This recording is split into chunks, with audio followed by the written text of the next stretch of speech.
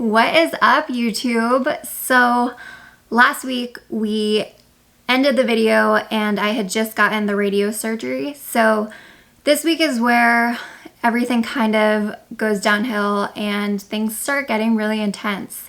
To be honest, I didn't really remember a lot of what happened this summer.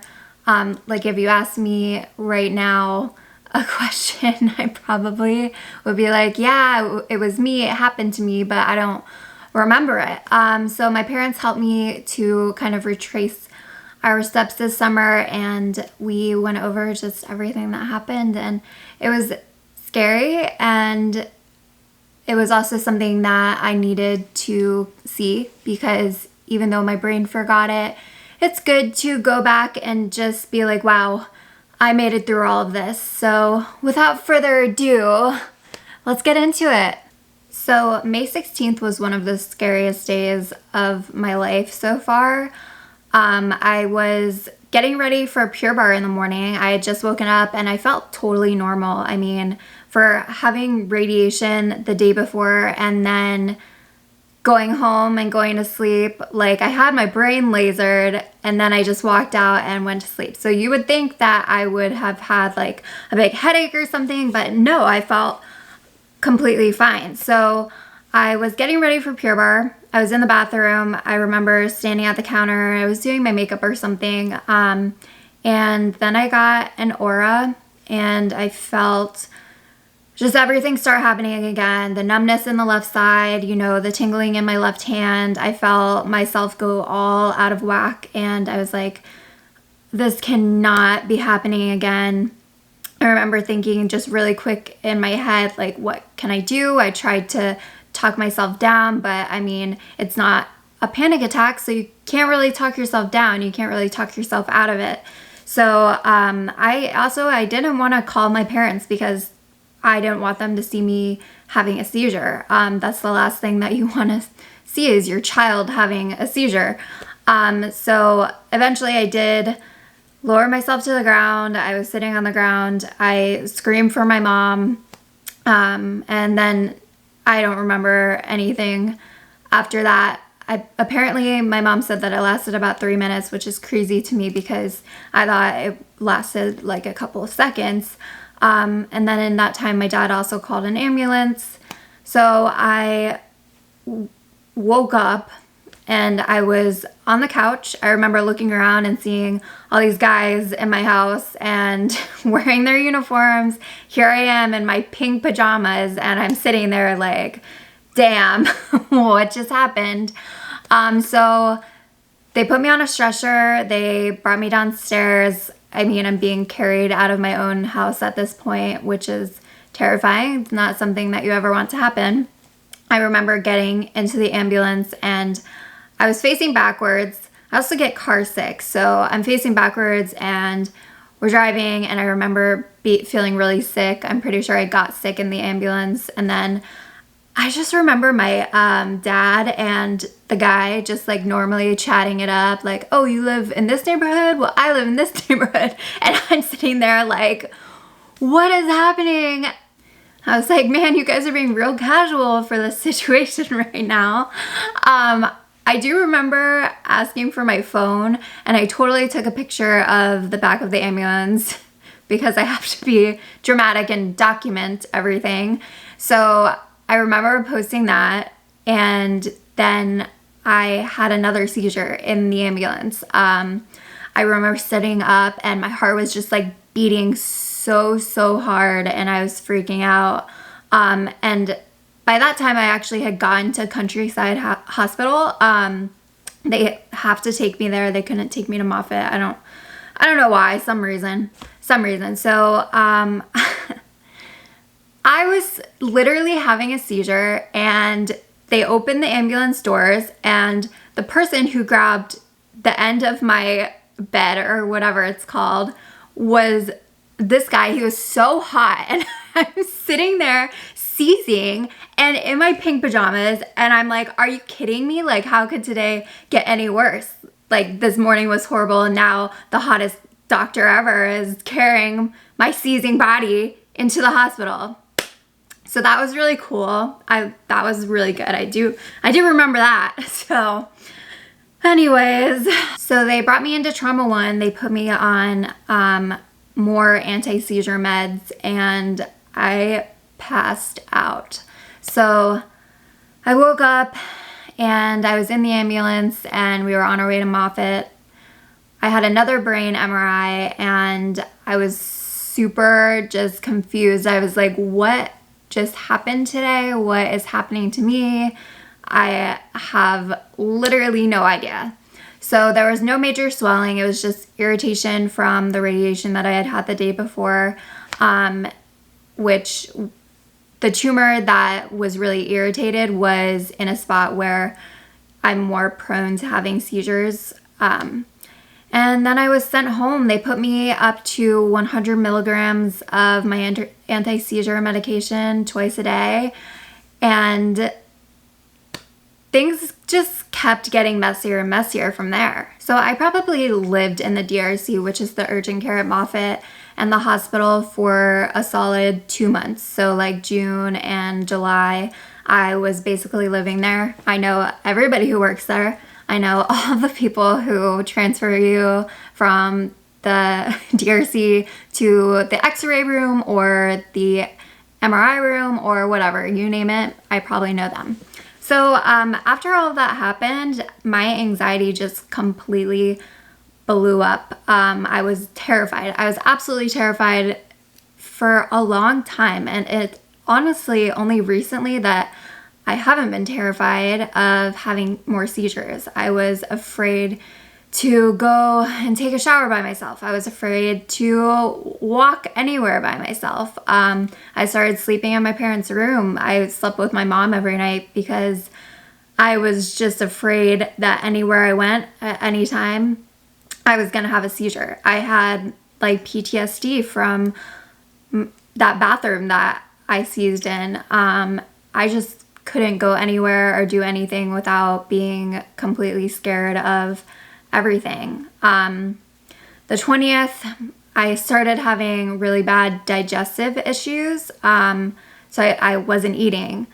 My anxiety was so bad about eating. I thought if I started eating something, then I would be in major pain because every time I ate, my stomach would just be in knots and I couldn't eat anything because it just hurt me so bad. So I was basically starving myself. I mean, I wouldn't eat anything, maybe like a couple of crackers, and that was all. And I didn't want to drink any water, no matter how much I needed to be drinking water. The only things that I would eat were crackers, goldfish, and like grapes. And that was all that I could eat. So I'm not even gonna get into how many times I actually went into the DRC to have this checked out because my stomach issues were so severe. I was in the most pain that I've ever been in my entire life, like physical pain.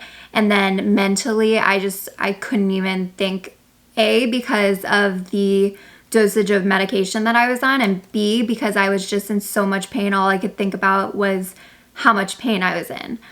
So I would go back to the DRC, I would get CT scans, x-rays, they'd check my stomach and they'd be like, you're fine. They'd give me fluids and that would make me feel a lot better because I was dehydrated. But they kept sending me home and we never figured out what the issue was. It was always just, all right, yeah, you're having all these issues, but like, we don't know what's wrong. We don't know what is exactly happening. So I was given sublingual Ativan to take every time that I felt seizure symptoms coming on. So I started taking that pretty frequently, and we would go back to the DRC and have it checked out. And the one time that we went and they actually told us what was wrong, I had swelling in my brain. So they put me way up on the steroids and I wasn't able to come off of them for a while until that all went away. So that was really, really affecting me as well. So I had a lot of stuff going on at this point. I was then also prescribed another anti-seizure medication to take at night. I wasn't sleeping well, and they were also really worried about me having another seizure. So at this point, the medication that I was on made me completely like a zombie. So I couldn't speak, I couldn't form thoughts, I couldn't talk to anyone. Like, I can't even explain to you. I felt like I was in the body of a zombie, and anytime any doctor would ask me how I'm feeling, I would literally say that I felt like I had no soul inside of me. Like, I felt like I was not myself, and I couldn't process just anything because the medicine was so strong. And the medicine was so strong, and I could feel myself, like I could feel my brain and how medicated it was. And it's such a weird thing to say, but I could literally feel my brain. It felt like somebody was just like constantly holding it. That's how much pressure I felt. And this point was really just scary for me. And this is the time that I felt the lowest, I think. I didn't talk to anybody. I didn't talk to any of my friends. Nobody knew what was really going on. I was starting to lose a lot of weight. I was 124, I think at this point. I was around like 114. So I basically was sleeping. I had my eyes closed. When I talked to anybody, I kept my eyes closed because light would hurt my eyes. When I went to the doctors, I had sunglasses on all the time. And then under that, I had my eyes closed. I was just getting weaker. My muscles were starting to go away. All I was doing all the time was laying with my arms by my side, my legs out straight, completely flat on a bed, or like I'd be a little bit elevated. And this was like weeks. My parents started to come in and be like, you need to drink this water. You need to get up and move your body, because I mean, even when somebody's injured, if you injure yourself, you have to still keep your body moving, even if it's little tiny movements, or your muscles are going to be gone and bad things happen. And I did not have the ability or the energy to even care. So I would just lay there, and I would walk around my living room. It would be hard for me to even get out of bed, let alone walk. So my parents would come in, and I would just sit there and be like, I cannot walk around right now. I'm not walking around. I need to lay here. Keep in mind, I'm still having major stomach issues. So my stomach was in so much pain.